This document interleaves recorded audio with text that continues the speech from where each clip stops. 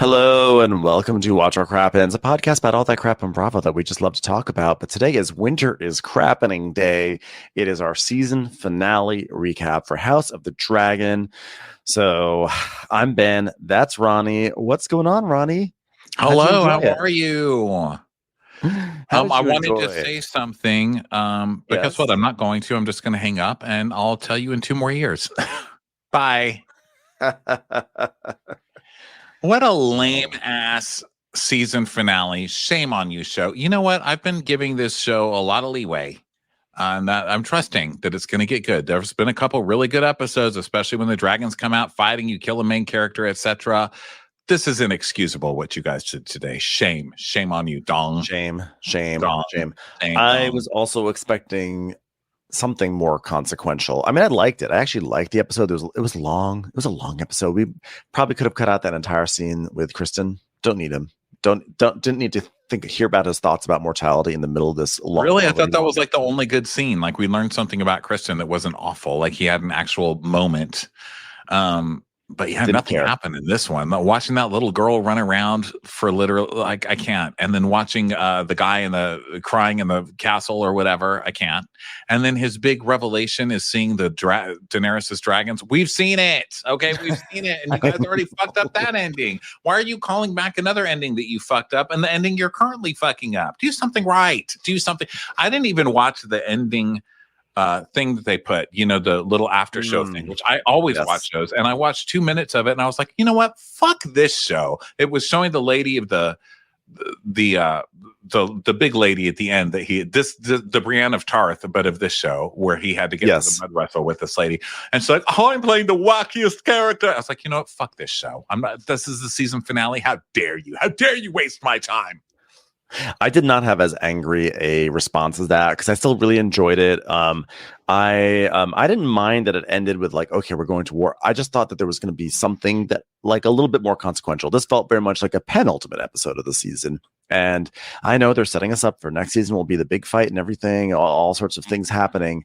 But here's the thing is that I watched Real Housewives of New Jersey first, which was very big and violent. And in the middle of it, my cousin texted me and her text just goes in all caps, House of the Dragon, exclamation point. So I was like, okay, so she's watching that while I'm watching Jersey. So I was like, oh my God, I haven't watched it yet. I'm watching Jersey right now. She goes, okay, I normally do it the other order. So I was like, oh my God, something happened on House of the Dragon. That's going to be something crazy, something wild, something so impactful that my cousin Melissa had to text me and just say House of the Dragon. So I was like, someone's going to die. Something's going to get burned up. Something wild is going to happen. And then when it ended, I was like, huh. I don't know the twist. I don't see a major twist. I kept pressing pause to see how long there was in the episode. And I was like, why are we doing this right now? Why are you having this conversation right now when there's 10 minutes left? It's like Alicent goes to see her. They have another long ass conversation about nothing. Everyone's making decisions. I mean, we'll get through it as we go, you know. But wow, what a crazy stupid fucking episode. There you go. Stupid. You're a stupid episode. Okay, I'm going to put that aside now and just get into it. Well, we start.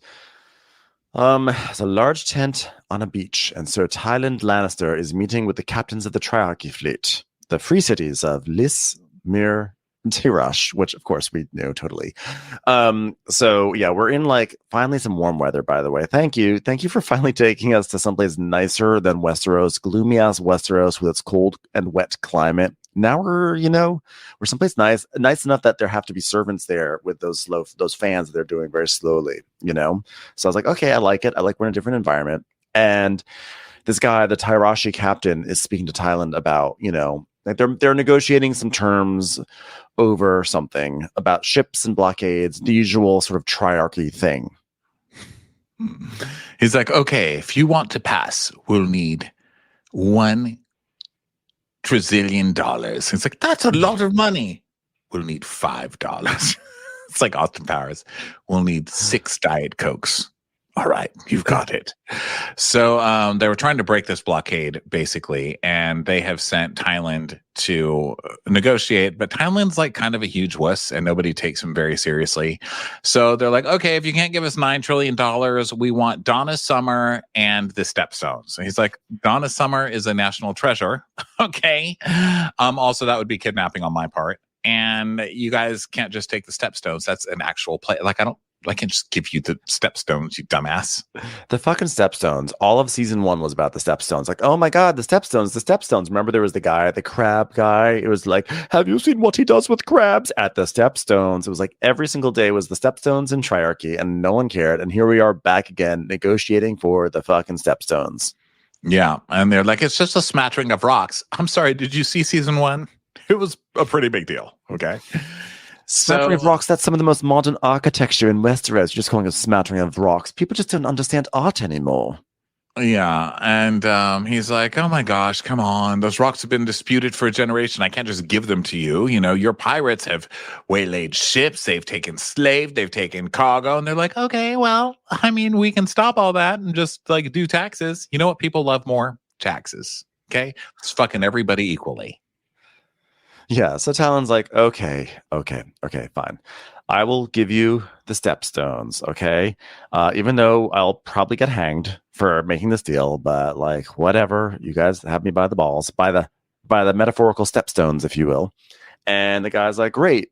But just so you know, we have someone named Lohar, and we love Lohar. Lohar's just really fun, really funny. And the thing is this, everyone loves Lohar. And if you want us to go with you, you're going to have to sort of win over Lohar.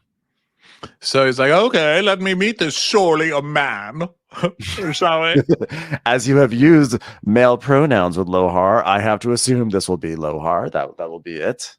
Let me tell you one thing I've learned in the medieval times is to respect pronouns. So let's meet this Lohar, shall we? So Lohar comes in, and it's a very tall lady. And Tyland's like, oh, wait a minute. I'm so confused. And Lohar just looks at him and goes, probably we've all asked this at some point, and looking at Tyland, and just goes, what kind of man are you? Do you notice the irony in me saying that? Because they made you think I was going to be a man. And I mean, listen, I've gotten that look before. I have taken off my shirt at a public swimming pool, but still, it's hard to see it. It's hard to see it on TV like this.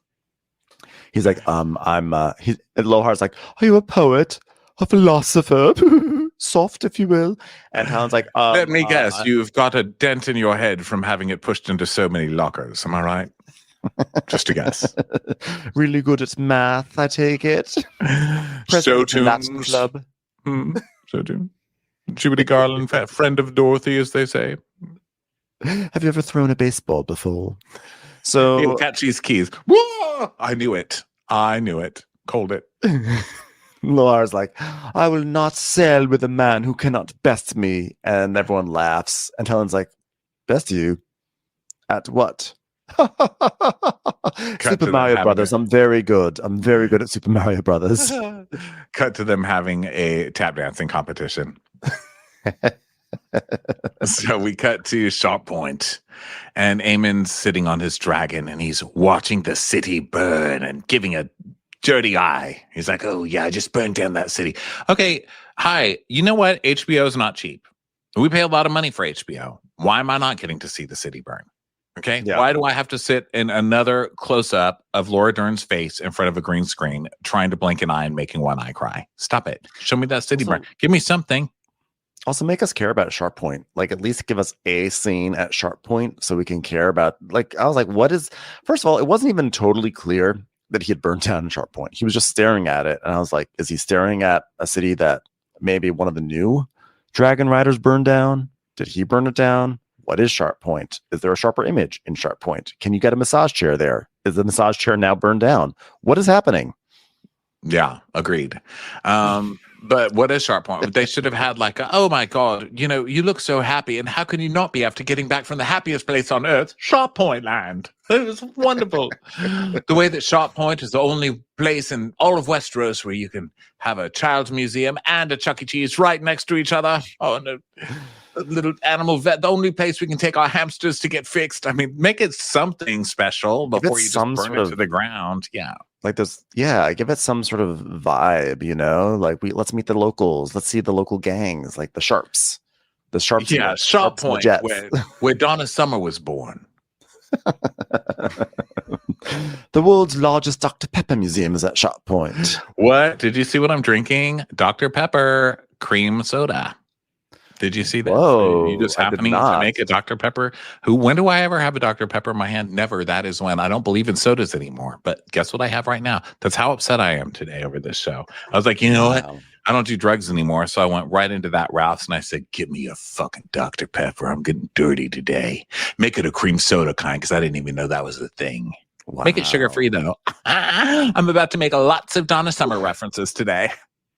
It sounds literally disgusting. Sugar-free. Is it a sugar-free Dr. Pepper cream soda? Those are just concepts I don't want to pair together. Listen, starve yourself enough and anything tastes good. I could be drinking. Tell the people of Sharp Point.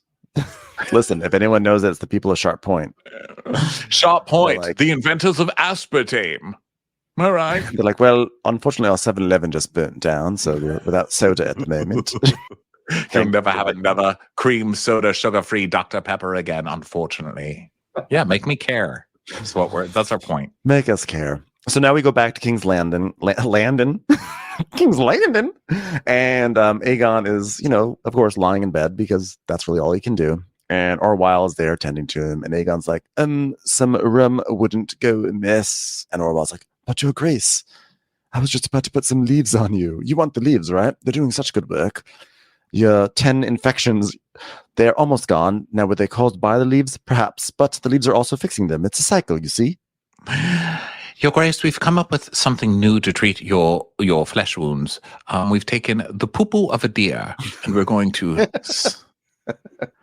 We have a mound of dirt that we were thinking about just smashing right into that cut of yours. So of course Larys comes in as he does, and he's like, "A word, Your Grace." He's like, "Fuck, a nicer word. God damn it! All right, I'll just have a seat then. I must ask Your Grace, steel yourself. We must leave here. We must leave. We've got fucked up feet, and we're about to be chased by Laura Dern with one eye. It's not pretty. You should see what that bitch is doing to the East Coast. It's terrible." Aegon's like, I'm the king. Why is the only one who visits me this creep, okay? And Larys is like, but so the Pretender has found 3 new riders for her dragons, and your brother, everyone thought it was impossible, and your brother thought the same. He flew to challenge her, and it was rebuffed, fled in terror from what I hear. Terror. Aemond is afraid, everyone. Pass it along. Aemond is afraid. Well, he's gone in fury to Sharp Point and laid waste to the whole of the town that had so many huge things going for it. Let me look up their Wikipedia. I'm sorry, we didn't write one. Okay, never mind. Sharp Point. That place, am I right? Dull Point is what we're calling it now. It's gone. I don't know much about Sharp Point. It's always kind of like a literal flyover city for me. But sorry to hear it. You could say that the Westeros is now pointless. All right. Anybody get that? Anybody? Okay. Let me tell you something. They don't have any more TVs. And remember, the Sharp brand is a television. Anyhow, it's gone. Sharp Point is gone. That's what I wanted to say. Aegon's like, wow, fucking mad cut fitness. She really did it then. She really did this. Got some dragon riders. So he's like, all right, so we need to run because the gods are cruel, etc., etc. I hope you can see the urgency here. And he's like, I'm the king. Why should I run? He's like, well, you're not hot anymore. The prince is trying to kill you. You're missing half of your face. You don't have any hair left. You don't have the hot factor really going for you. Time to run. Okay? Let me tell you, people are not nice to people in general. They're really not nice to ugly people. Get in the car. Get in the trunk. We're leaving. Listen, no one really likes you. And people want you dead. Multiple people want you dead. So you can either lie here and drink some of this shitty rum and have this guy over here put leaves on your stomach. Am I right? Or we can go to a farm and you can tend to sheep and, we can pretend we're just an old couple and we can read poetry and, I don't know, make nice meals together. And it'll be lovely. A lovely time for both of us. Aegon's like, I just don't understand, though. I'm the boss. So why would I be scared of him? He's like, all right, let me explain to you. Laura Dern. There's the Laura Dern from Jurassic Park. Sweet, loving, supportive of Jeff. And then there's the Laura Dern of literally every other thing she's ever done. Have you ever seen her pissed off? You don't want to see that Laura Dern pissed off. Have you seen Big Little Lies? Just think about it for a moment. Okay, pretend you are now at drop off and you've taken her parking spot. Okay, Enlightened. Check it out. It's worth the Showtime subscription just to see how murdered you're about to be. So he's like, okay, let me just like prop up this guy's ego. Look, no, here. So you can go to a far off land and you can get healthy, and then you can come back. They're going to tear each other down, and then you'll come back and they'll say, oh, look, it's Aegon the Victorious, Aegon the Peacemaker, Aegon the Super Hot. Sorry, they probably won't call you that. That was just me indulging your ego. Aegon the Toasty Face. I'm sorry. That one was a little too far. All right. Aegon of the Very Good Breath. You might have very good breath by then. So that's something to look forward to. Aegon, his face would be better than the actual face he's got right now. I'm sorry, but that is too much, right? Aegon the Good Spoons player. Because guess what? When we're on the farm, I'll give you some spoons. You can learn how to play some ditties on your knees with them. Think about it. So he's like, you want me to live with a bunch of goat fuckers and Essos? He's like, oh, well, I'd like to think of them as goat daters. It's not automatically straight to fucking. I mean, I know that's what everybody thinks about it, but don't judge a book by its cover. Even if the cover has a zipper undone and a large penis hanging out and slapping a goat on the face with it. How about Aegon, the goat icon, beloved by goats near and far for the pleasure he brings them? So finally, Aegon is like, he's on board. And then it's kind of funny because Larys has all these like flowery terms like Aegon the Victorious, Aegon the Peacemaker, Aegon the Rebuilder. And he's like, wait, I got one. Aegon the Realm's Delight. I was like, okay, girl, you work it. Yeah, I couldn't tell if he was being sarcastic or what, but I was assuming that was sarcasm. But like, why don't we just call it Aegon? Aegon, the master of sequins. Yeah. And he's like, well, listen, no matter what we call you, it's best to live, don't you think? And he goes, is it? My dragon is dead, which we didn't know. I don't think that we knew Sunfire was dead. I think we knew Sunfire was injured, right? I think we knew Sunfire was. Well, either way, we know now. I don't think I knew. I'm mourning all over again. It's like when I found out Robert Goulet was. I think I found out that Robert Goulet died like 3 times, and every time I'm like, "That's so sad." Robert Goulet, I knew him one time. So, anyway, he's like, "My dragon's dead. I'm burnt. I'm disgusting. I'm alone, and I'm a cripple." And Larys is like, "You are not alone. You do have a sing really off key, though. You forgot to put that in your long list." No one is alone. And then Aegon says, my cock is destroyed. Did they tell you that? It burst into flames like a sausage on the spit. Oh, jeez, this poor guy. They really... Larys is like, kind of ruining a little bit of my plans for the farm, but that's okay. We can still work with it. And Larys is like, I've never really been known as the positive one in this relationship, but my cock works. So thank you for giving me that. I know. It's time for a commercial. It's time for a Crappens commercial. So basically, Aegon's like, listen, the only thing that's even giving me hope right now is knowing that someday I'll be able to take an all-expense-paid trip to Sharp Point. It's still standing, right? No, I told you, it burned down. Oh, shit. I guess we really should get out of here. There's nothing really left for me here. Okay, I'll go. Yeah. So then we go to the Eyrie, and Rhaena is running around looking for the dragon. And we'll just copy and paste this commentary about 5 more times throughout this recap. A few more times. Poor Rhaena. She's running. I wonder if she'll find a dragon. So then we go back to Dragonstone, and Jace, who has really entered his whining phase, he's stomping around, and he hears Hugh Hammer and Ulf talking, and Ulf is now like officially extremely goofy and unlike anyone else on this show. And he's like, oh, that's more like it, Hugh. Okay, let's drink on Paul. I don't have manners. Okay. Oh, and Hugh was like, we're meant to be at the training yards leading the commands. And he's like, oh, yeah, I'll go, but surely they won't deny me my pleasure after so long. I may never eat fish again. I'm in the wealthy place now. Oh, and his feet are on the table, and Jace is like, feet on the table? How dare you? He's like, I'd rather not have my feet off the table, mate. All right. Oh, I'll do you. Oh, hold on.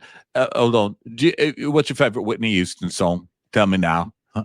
There's one about the children being our future. All right. How dare you disrespect Miss Houston by playing that through your armpit?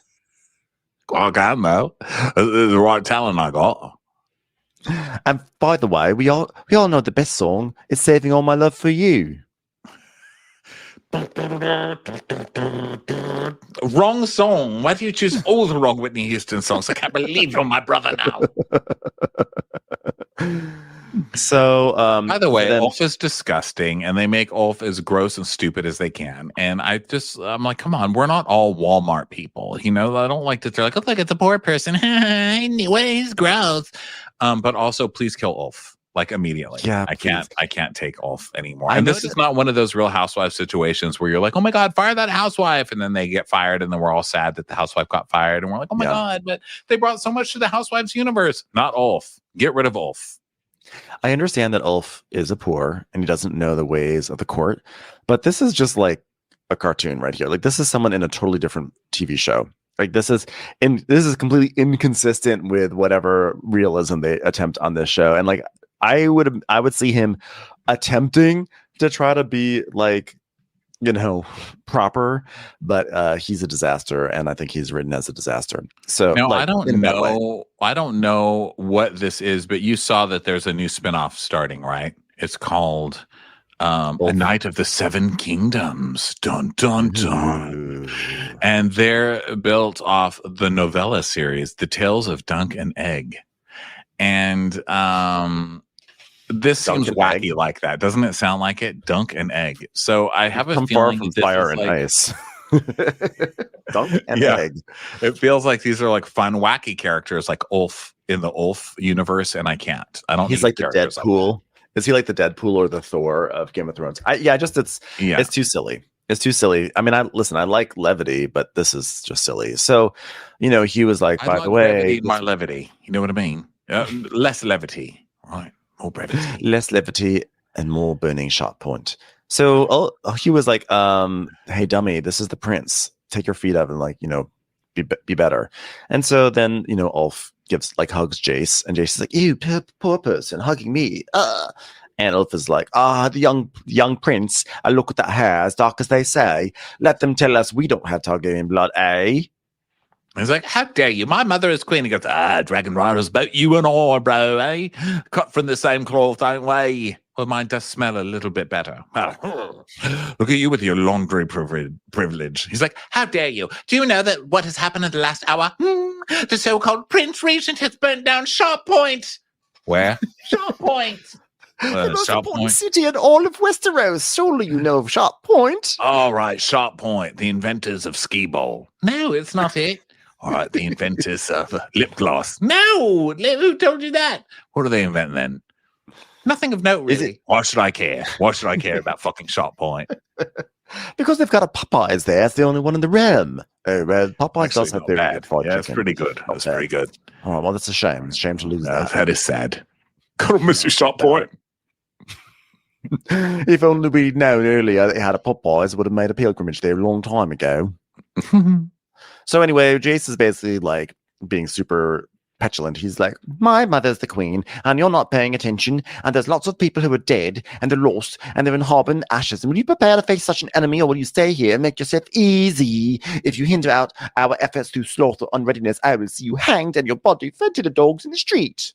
Yeah, all of like, whatever, kid. So then we go to the Dragonstone shipyard for a talk with Ray and Corliss. So she's like, oh my God, okay, found new riders, but really not sure of the character. They are blonde, though, which is helpful, you know. Yeah, that's good. She's like, you know, I don't know any of them, but good news is Adam with 2 Ds. At least you know him, right? And Cross is like, oh, yes. He's a shipwright in my employ, and it is reported to me he's a man of integrity. I don't know who his dad was, but I bet he was pretty cool. Am I right? Just look at him, right? She's like, well, I was hoping to just deter people because, you know, Vhagar is our threat, but now he's outmatched, so I'm not going to have to fight anybody. He's like, yeah, Vhagar is not their only dragon. She's like, well, you know, it's untested. He's like, well, they've got dragons, all right? And you're forgetting there's not only the little dragon. There's another. She's like, Helena? Helena does not ride. Well, she might ride. He's like, listen, Helena might ride. And don't forget, Alicent has a brother who, rides dragons, but we haven't cast him yet. So you're probably not going to see him until next season. But he's out there and he's flying a dragon. Or another son. Sorry. Yeah, it's a son. It's hard to tell. The line between son and brother is so difficult on this show sometimes. But anyway, we don't know who he is. We just hear about him. His name is Darren. He really wanted to be a CPA, but they said, get on the dragon. So he's on the dragon now, but we don't know who he is yet. But he's out there. So be wary. And they really want Helena's dragon, Dreamfire. And she was like, oh, Dreamfire, hatched when the Conqueror was king. It's like, well, thanks for the expo. She's formidable. Still, Helena is no warrior. And he's like, well, listen, Aemon thought he was invincible, and he learned that he's just not. So, let's not get too big for our britches. Okay. He's like, look, he's not going to stop with Sharp Point. There's still, easy potato. And there's grassy nook. And of course, our favorite place, windy rocks. She's like, what's all these places you're talking about? Surely we don't have all these cities in Westeros. You're making these places up, right? Is Sharp Point even a real place? So she's like, so how's the sea snake? And he goes, oh, by the way, we're not calling it sea snake anymore because that's just so full of narcissism. I named that after myself, because my gigantic snake and I am in the sea. So I've decided to name it after something, just things that I like generally. It's called Masturbation and Netflix and Chill Alone with a Bag of Poppies. It's quite a long name, isn't it? All right. Well, how about the Queen Who Never Was? Oh, like your son? Oh, sorry. You think he's dead. I know he's alive. It's harder for you to hear because you think he's dead. The Queen that never. Actually, I think he is dead because his dragon has re-partnered, right? Because his dragon is. It's Love Island. Yes, you shall be recoupling. Oh, just new bombshell came into the villa. His name was Adadam. And yeah, I think that dragon recoupling. And then I read online this was just a comment on Reddit, so I have no idea if this is true or not. It was just a theory, but when Helena was saying, look, one of these crickets has stopped singing, that meant that he died. Oh. Now, I don't know why he was a cricket. Maybe it's because gay guys love show tunes and he was singing, and so one cricket stopped singing. I don't know. Jiminy Cricket. It's like, oh, the cricket, it was the one with the top hat. It was with a little fae. The one who always loved giving advice to people with giant woodies. Right. So no. The cricket that pretended to stop singing and then went to a different part of the cage is actually stopped singing now. She's very literal. Yeah. So I think he's dead. So Corlys is like, well, you've got 6 dragons. So listen, if you want me to take masturbation and Netflix and chill with a bag of pop, we've really got to work on that name. All right. Well, we can make it an acronym. I'm going to take Dead Wife Boat out whenever you tell me. My ships sail at your command and my men serve you, but the Lannisters are marching. It's a little bit of an exposition scene. It's like, well, these are the people who have dragons, and these are the people who also have dragons. These are people who could have dragons, and this is where the armies are. So should we attack? She's like, yeah, we've got the Lannisters coming, we've got the High Towers coming. So, it's not time to dither. She's like, well, no dithering. What her withers dither with her. So then we go to Harrenhal, and Lord Piper sees Daemon. He's like, Lord, a word. It seems the ship on our land has been sold upriver. My vassals have been sent a trove of swine. Dragons do eat pigs, I presume. Daemon's like, yes, actually, they like pigs more. Okay, great scene, Lord Piper. You did great work, and we'll probably never see you again. Good morrow. Now join Piper Parabo in obscurity. I'm sick of listening to you. So I was just thinking, made accommodations for you at Sharper Point. I don't know. Maybe she'll show up next season on this show. So now Simon comes and he's like, "Oh, the older man coming for a scene to talk like this, your lord." He's like, "Oh, Jesus Christ, what is it? Get through it so I can have another scene where I'm tripping out this godforsaken castle, wandering around in circles while my forehead wrinkles do this." Sir Alfred Broom has come to see you. So Alfred comes from Dragonstone and he's like, "Hey, so can we talk? Can we go someplace more private?" So they go outside, and this is very soap opera-y what happens here. So they go outside to talk, and while they're talking, Sir Simon steps outside and listens in classic, passions or the word like another world style. And Alfred's talking and he's saying like, "I was faithful to the king, your brother, and I pledged my banners to Rhaenyra, his heir, and I will never serve the usurpers, but battles are to be fought and in times like this." And then a voice goes, "Traitor," which, by the way, I didn't realize the voice even said that. I thought it was just a noise, but it was a voice that said, "Traitor." And he's like, "Do I hear something? Do I hear something?" And he basically is like, "Look, I like Ray Ray and all, but I think we need you to be our She's leader." a girl. He's like she's trying, but she has boobs. So come on, let's do. I have no idea what you're up to here, but it's got to be better than what she's doing. Am I right? So Damon's like, "Oh, I never took you for a turncloak, Sir Alfred." And he's like, "Yeah, well, she's a girl." So then we don't get an answer, but we do see that they've been listened to by Sir Simon Strong. Dun, dun, dun. And Simon does that soap opera thing where he turns away from the door and ponders like, "Oh dear, what do I do with this information?" Yeah. So then Aemond is talking to Ironrod about what's going down, basically. And Aemond's like, "Oh God, everyone's a coward. Put an end to this madness. No vessels come in or out of our harbor without our inspection." He's like, "Yeah, but we have to let the fishermen do their thing." He's like, "No, we don't." He's like, "Yeah, but the only thing people have to eat right now is fish." He's like, "I don't care. Have them fish for licorice on land." It's like, that's not how licorice works, sir. Yeah, this Have is them grow now like, Snickers trees then. Snickers trees. do you understand food? No, how do you think I got this body? So now Alicent and Helena are in their private quarters, and Helena is like, "Why do people hate us?" Alicent's like, "Oh, honey, you're just realizing this now.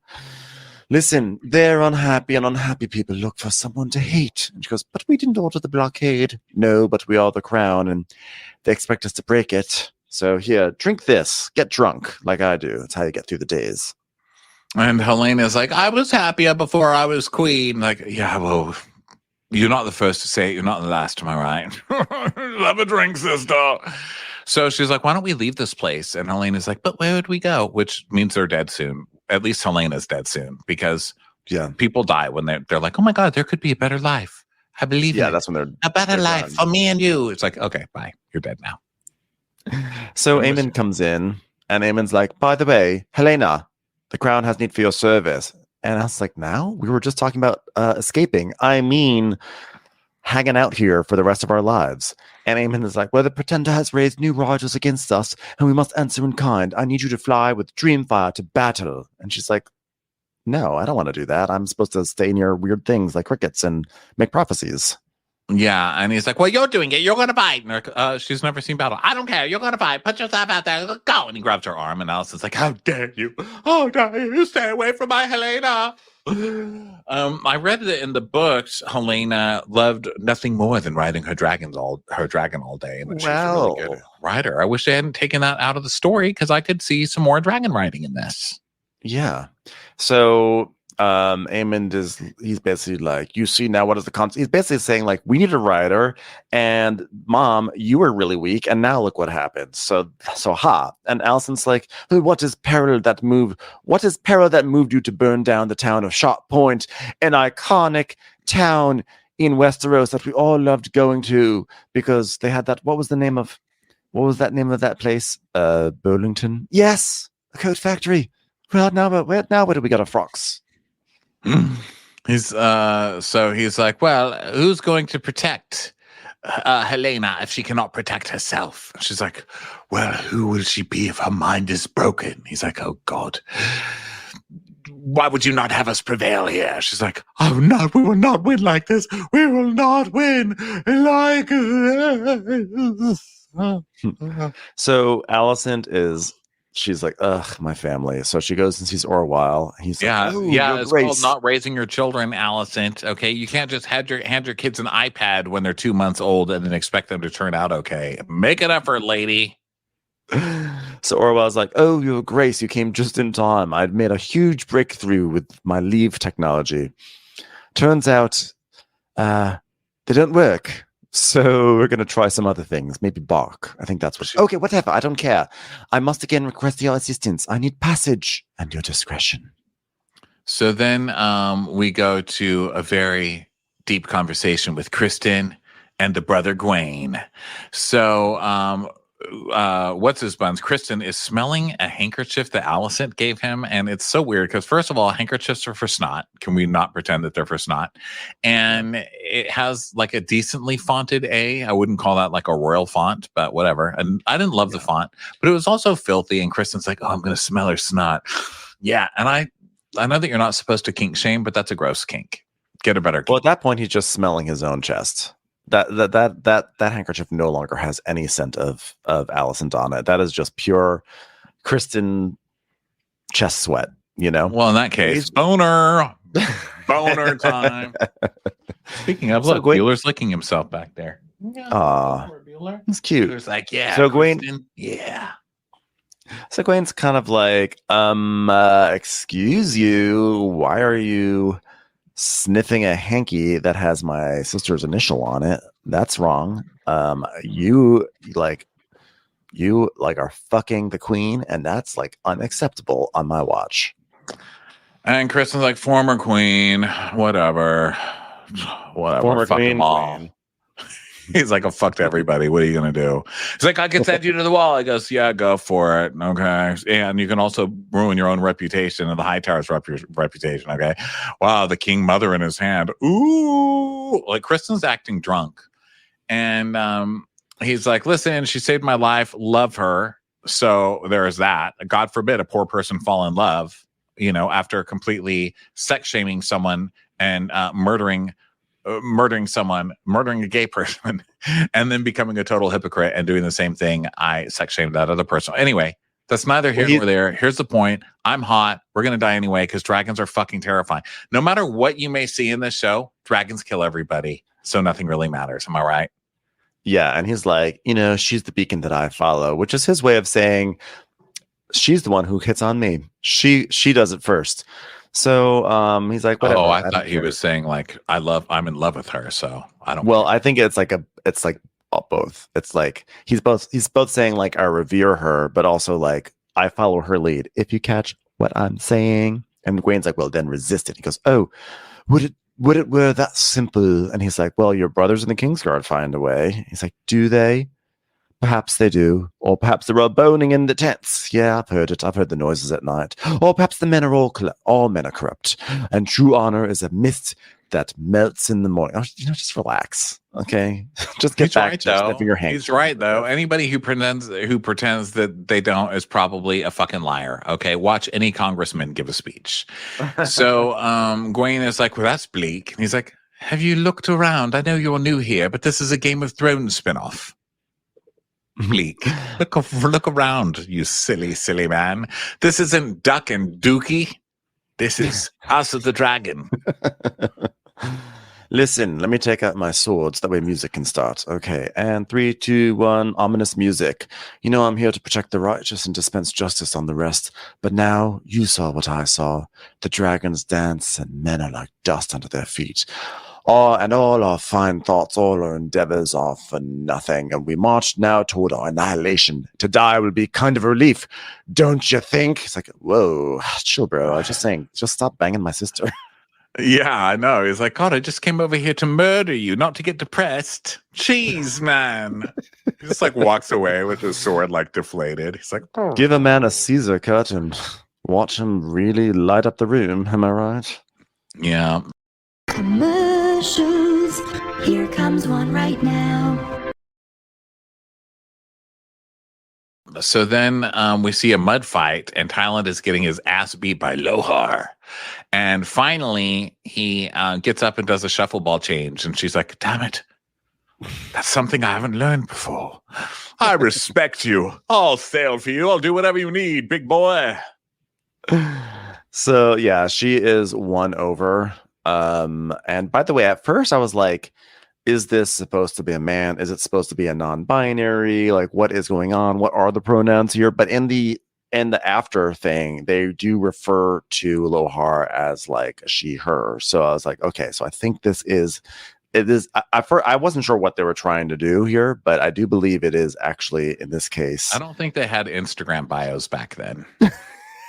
they didn't have this kind of discussion in Game of Thrones days. Well, because I already know they didn't have pronouns on their Instagram profiles at that point in time. So yeah. So either way, Lohar's like, oh, you beat me up. Well, would you like to eat the flesh of your villains? He's like, no. And then she gets all mad, and she goes, I'm just kidding. Oh, I'm wacky Lohar. Come on, let's have dinner. A jest. So then we go to Jace's house, and he's like, I'm so upset. Baeliff's like, oh my God, you're so hot and so whiny. Listen, your whininess is starting to outweigh your hotness. Can you please just go back to squinting and pouting and stop crying? And he's like, well, poor people got to be, like, poor people get to drive dragons, and what's going to stop them from driving dragons over me? I'm brunette. And she's like, oh my God, stop your goddamn whining and stand up and do something. He's like, but it's hard. And like, privilege is so much harder. Like this, when everybody has it. It's not nepotism, is it?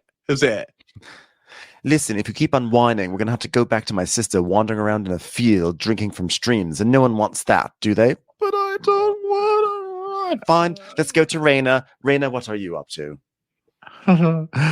So then we go to Rhaena, who is wide-eyed, running around looking for a dragon.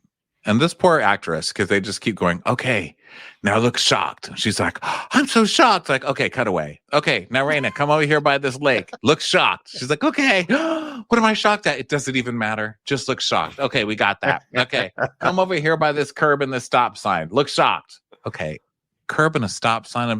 Look shocked. God damn it, you're fired. She's like, ooh. All right, we've got your whole season in the can. Here's $5.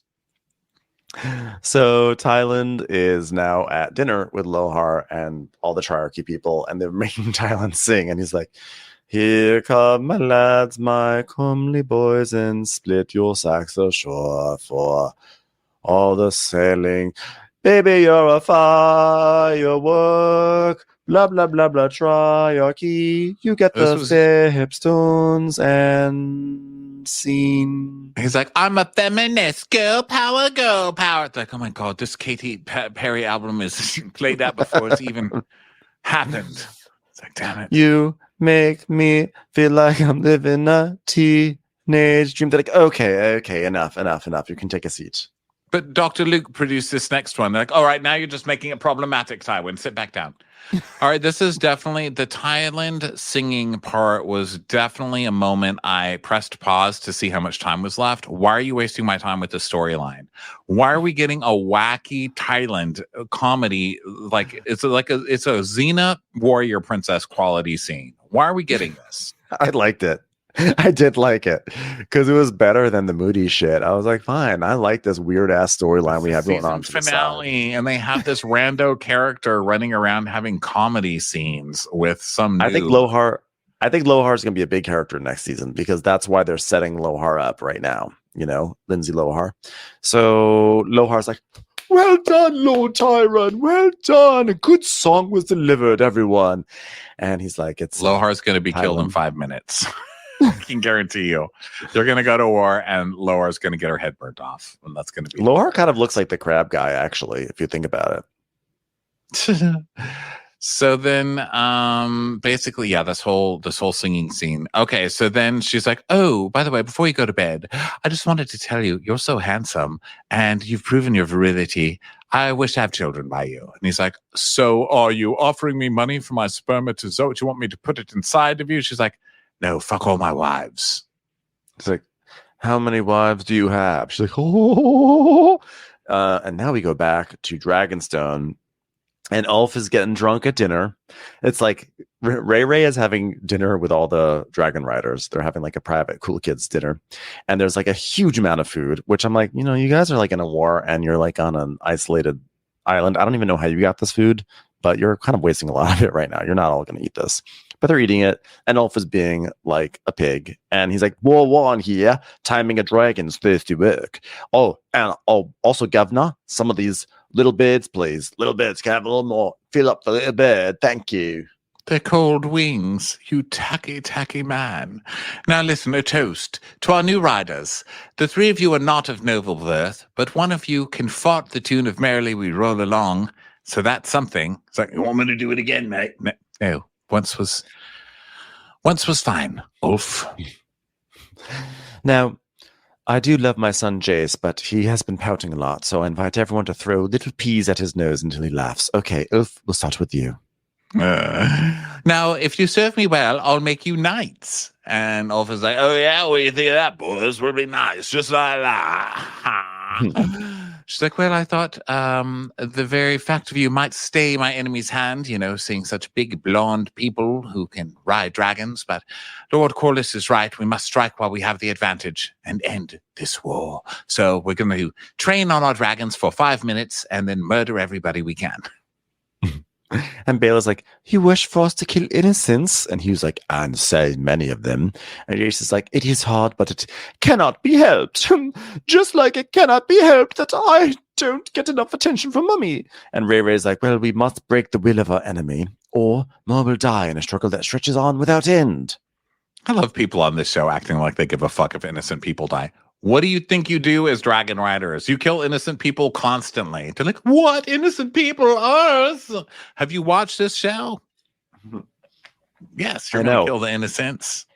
You so just blockaded them so they can't eat. Now you're pretending to care. Get the fuck out of here.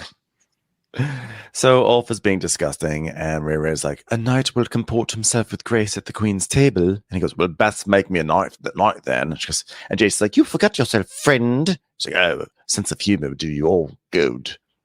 So are they going to have to do like a My Fair Lady storyline with him where they make him like give him manners and stuff? That would be fun. I don't know. I'm like exhausted by Ulf. Yeah. So then they are talking. So a message comes from Harrenhal, and we find out it's from Simon Strong, the little spy. Daemon has raised an army, but Sir Simon fears treachery, and it looks like a church art bazaar in there. So Ray's like, well, I am not. One thing I won't stand for is treachery, especially not from Daemon. So I'm going to go add to them. You come with me. And Jace, of course, pouts because he wasn't chosen. And Ulf is like, give me some more of these little birds. They're wings, for Christ's sake. And more of this stinky sauce. It's blue cheese, for Christ's sake. No more football until he learns how to eat without the bone sticking out of his mouth. I never thought I'd get to go to a BW squared, but here we are. And please just don't call it that. Okay, it's just Buffalo Wild Wings. We don't do that here. Mm-hmm. So then we go to the Godswood, Alice and Daemon. So Alice is like, she wakes him up, right? So he's sleeping, and she's like, get up. We're going to Godswood. He's like, don't you ever sleep, witch? She's like, not really. Let's go look at the scary tree. It's going to be fun. Listen, big news. You get to touch a tree today. So wake up, wakey wake. It's going to be fun. Okay, you're going to have a great time. All right? He's like, fine. So they go out to the courtyard. And when they get there, he sees, like, he has a vision of someone like an antlered human is what the closed captions actually said, which I wonder if it was like a vision of like the children who started this whole thing. Remember? The children of the woods or whatever, the children of the children. Remember the children that were in the tree? Forest. Children of the forest, whatever they were, those annoying kids in the tree. So he has a vision.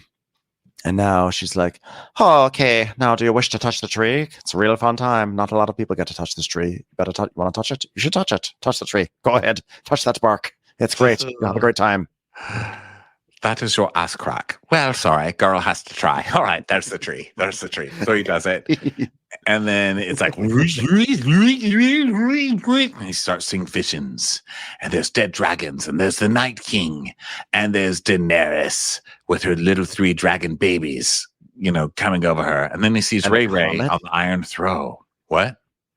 There was like a comet at one point. There was like a meteor. There was like some flaming boulder that was like hurtling towards Earth. A meteor. Did you saw that? It was like, yeah, but I didn't know what it was. Superman. Like, whoops, slipped into another franchise by accident. I wonder if it's like this meteor or whatever it is that comes to Earth is what causes the White Walkers to be resurrected or something. Also, I thought that the Night King looked a lot like Aegon. I kind of feel like Aegon? Yeah. I've been wondering if it's Aemond, but I guess would he be missing an eye, or does that heal you if you get? I don't know. Well, there was talk last season, remember, when we saw Aemond's eye, his eye was blue, right? That was the big thing at the end of last season. His eye was blue, so people thought that he was going to be the Night King. But this Night King didn't look like Aemond. He sort of looked a lot like Aegon, and Aegon already has his face is already half burned, and this Night King, his face looked like it was burned. I don't know. That was the theory that I was hatching.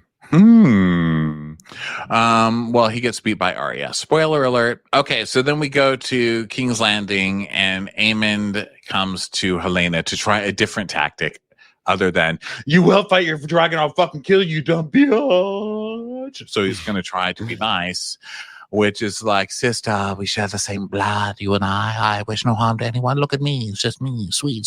It's a sweet Hammond you've always known, eh? But sometimes you got to kill some people. You want to do it? Let's do it together. Me and you, Bonnie and Clyde, murder people. Guns, you got any guns? No, we don't need it. We got fucking dragons. Let's ride this bitch.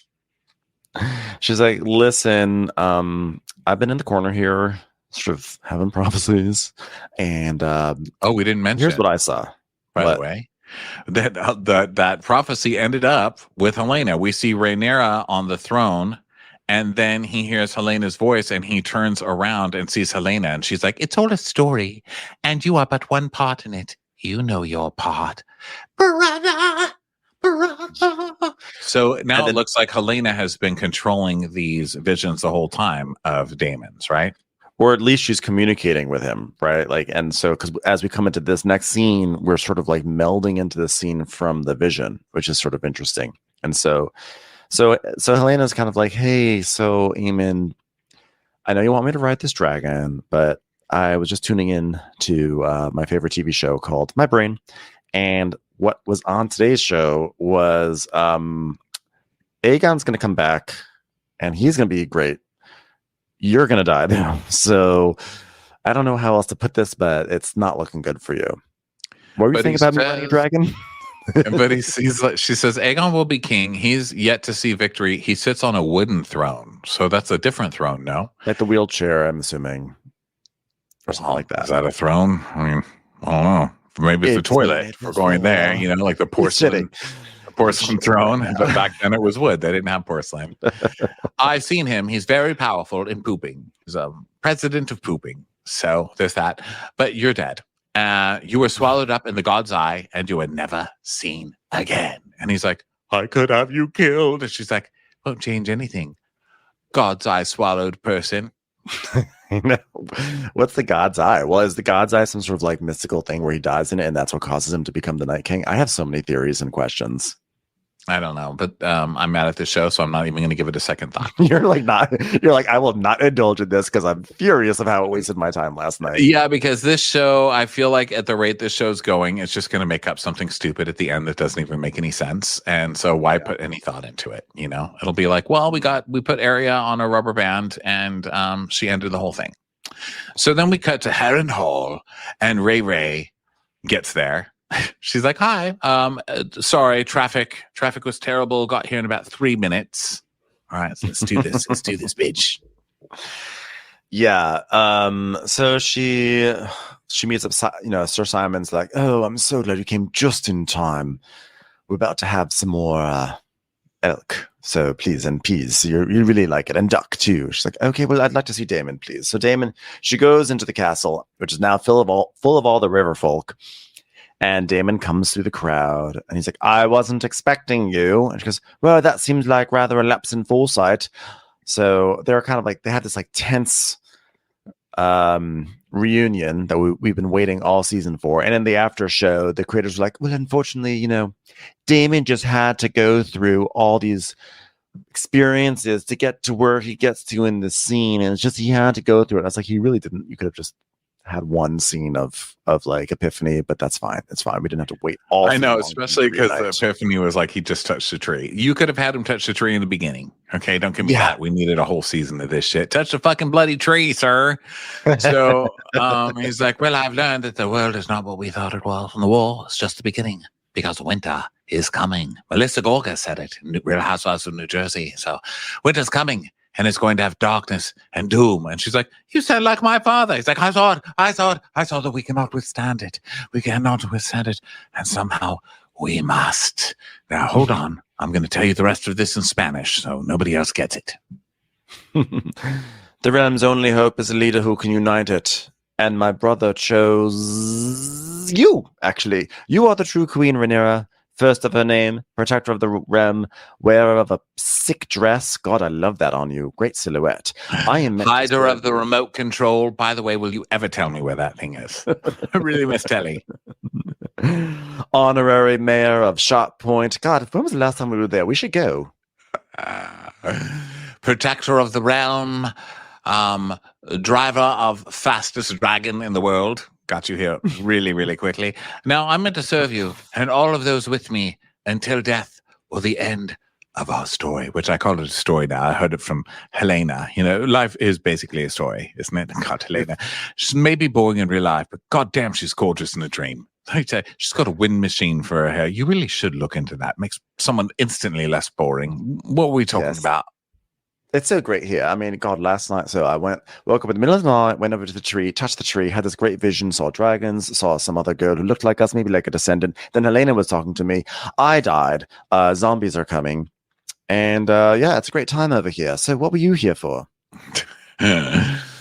So now we have a daddy and son scene with Corlys. By the way, everyone bows down. He bows down to her. Oh, I'm sorry. Yeah, I skipped the most important part of that scene. I'm so sorry. Yes, everybody he bows down to her, so everybody bows down. So glad the man gave you guys permission to fucking bow down. I'm telling you, this show. So then we go to the daddy son scene with Alan and Corlys. And Corlys is just me, your father, trying to give you a little speech. So listen, if you want people to follow you, you're going to need to have a little bit of charm, of which you've got none. Now, I don't want to offend you, but god damn, you're boring. You're a boring, boring person. Do you have any hobbies? Don't tell me about them, because I think your hobby is staring at a wall and being boring. All right, so whatever your hobby is, get rid of it. Get a more charming hobby. Just be more charming. All right. And Alan is like, well, I think I'm pretty charming, and I didn't even want to lead in the first place, so I'm just going to be angry at you right now. And he's like, listen, I'm trying to help you. He's like, help? You want to help moi? Is this to help you off after all these years? A reminder to be grateful. Do you know what it was like for us to grow up fatherless, to be sneered upon as bastards, never show the bread to feed us? Do you know what hunger does to a boy, what grief does, or shame? And Corlys is like, I don't know why you're directing this at me, because we're surely not related, so don't take out your issues with your dad on me, because I'm definitely not your father, so please. He's like, to watch you, to be waking up and having to fish from dawn till dusk in the cold just to feed my brother, and then to watch you walk your other children around wearing fur, getting sweetmeats just so you can eat them at the fire after dinner. And now, just because your other kids are dead, you need another kid, so now you're going to be nice to me? Well, I don't know. Listen, I know you probably haven't seen much theater, but they're called understudies. All right, so had a few extras just in case something happened to these. You're the extra. Stop your whining and get on the stage. You want to be Taft-Hartley? Here you go. Get your equity card.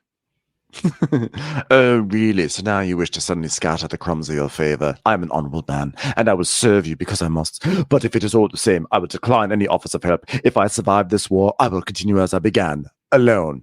I'm sorry, I really wasn't listening. God, that's a really beautiful boat. Don't you like that boat? I renamed it. What were you saying? That is my boat, called Masturbation in the Snow with a Blanket Made Out of Horse Fur. That's really a long name. It's quite disgusting. I dedicate this. There, that's the sort of leadership we want. Speak up, speak your mind. Most charming thing you've ever said. Now we go back to Dragonstone, and Ray and Mazzaria are on the balcony, and Mazzaria's like, "You have done what no one else would dream of, and you have been rewarded. The gods favor you. They put the means to victory in your hands." And Rhaenyra's like, but I have to send thousands to their death. Who really wins in war after all? Okay. Okay, lady. War. Who burns shit with dragons down? Give me a fucking break with that.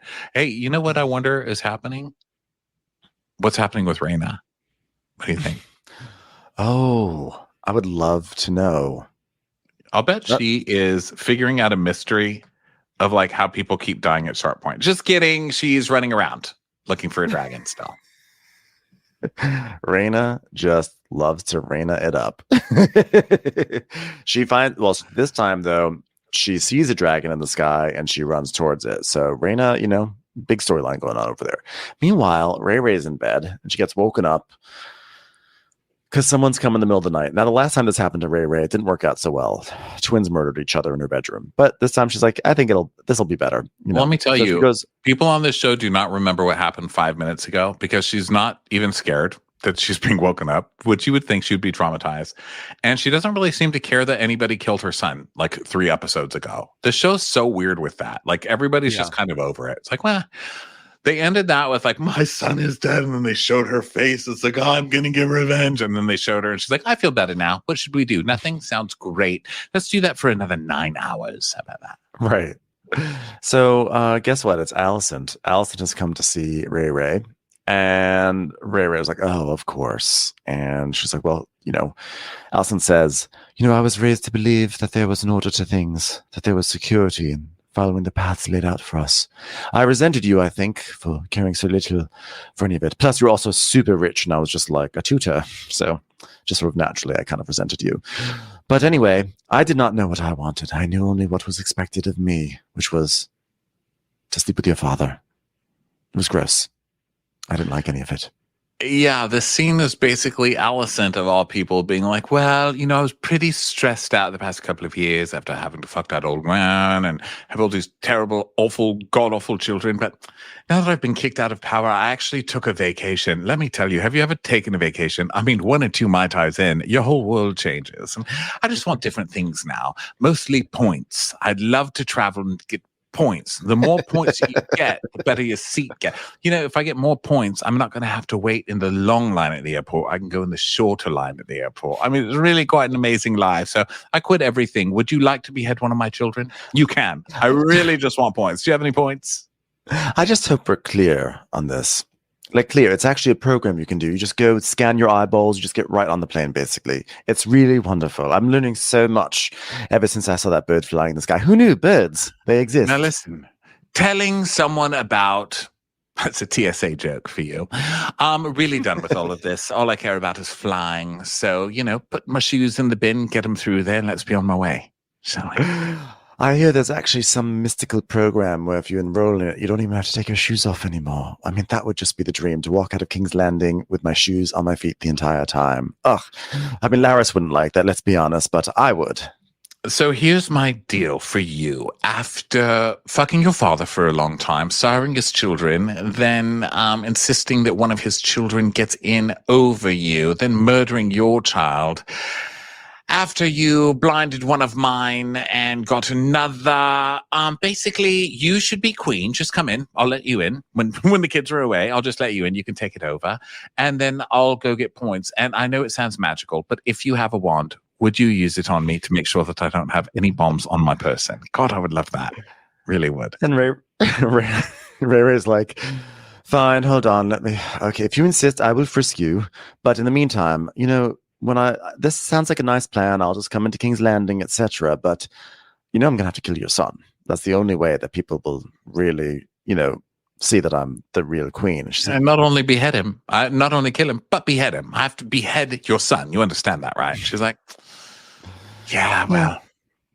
You know, it's like slicing off the burnt meat after the barbecue at this point. So don't worry about it. Do people behead a Christmas ham? I don't think so. He doesn't even have a penis anymore. He's been beheaded in one way already. So yeah, she's like, all right, well, I guess son for son. Fair is fair, right? Aruba. Heard of it? She's like, honestly, my family is trash. They're all trash. I'm sick of it. I hate it all. I went swimming and saw a bird, and my life is literally changed. I kill my family. I want to go into witness protection. Get me out of here, okay? Because after this scene, guess what? I'm gonna wear a better dress too. Yeah, she's like, I don't get to make decisions anymore. Behead them all. I don't fucking care. Okay, I'm gonna take Helena and we're gonna open a fucking tarot card reading business on the boardwalk in fucking Atlantic City. I don't even give a shit. We're out of here. I got a bus ticket to Florida and we're gonna go there right now. It's like everybody's talking about me.